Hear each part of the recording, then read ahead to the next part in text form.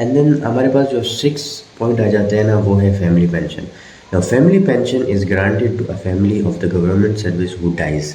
हाँ, ये बहुत इंपॉर्टेंट है, ये तुमने लाजमी सुनना है। अब देखो, एक गवर्नमेंट एम्प्लॉय है, सही है, वो काम कर रहे हैं, सर्विस दे रहे हैं, बीच में कोई हादसा हो गया, उनकी डेथ हो गई, सही है, उस उनकी डेथ के बाद जो पेंशन उसकी फैमिली को मिलती है ना, that is called family pension. There are 2 scenarios in family pension case. अब इस केस में 2 सिनेरियोज हैं। नंबर 1 क्या है? नंबर ए है डेथ बिफोर रिटायरमेंट, कि अगर रिटायरमेंट से पहले पहले उसकी डेथ हो जाए, सही है, रिटायरमेंट नहीं हुई मतलब वो सर्विस कर रहा है, फिजिकल आ रहा है, जा रहा है, सही है, एंड उसको सैलरी मिल रही है, सैलरी बेस्ड मतलब काम कर रहा है, सही है, अभी तक उसको रिटायरमेंट नहीं मिली।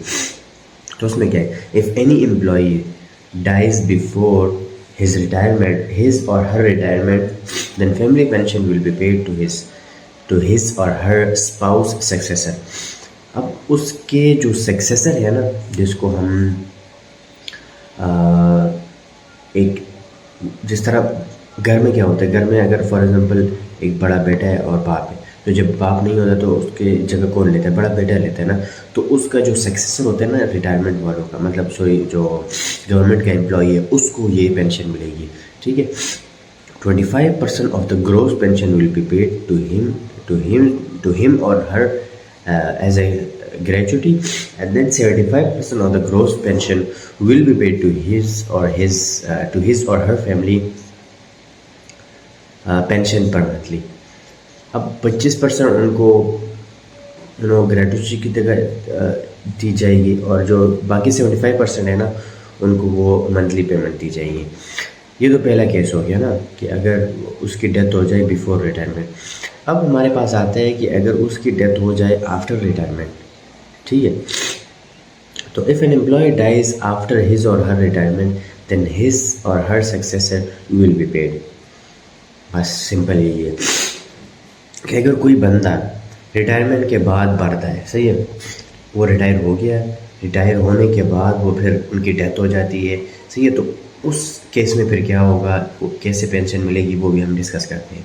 Number 1, family pension. 100% of his or her net pension as a family pension per month.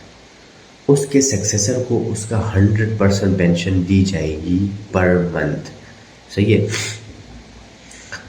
और फिर दूसरा है LTA। So if any pensioner died and he or she could not draw his or her monthly pension for some time, his undrawn pension will be paid to him or to his or her family। ये भी बहुत बड़ा एक मैं कहूँगा कि plus point है लोगों के लिए।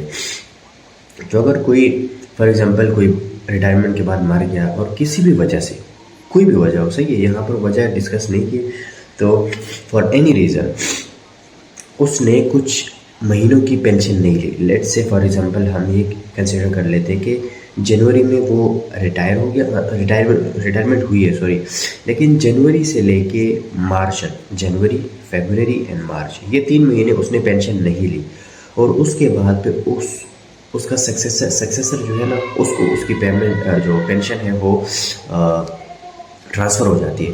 तो उसके बाद जो 3 महीनों की इसने पेंशन नहीं ली ना, वो उसको मिल जाएगी, जो अनपेड पेंशन है वो भी उसको मिल जाएगी। तो ये तो 6 में हो गई है।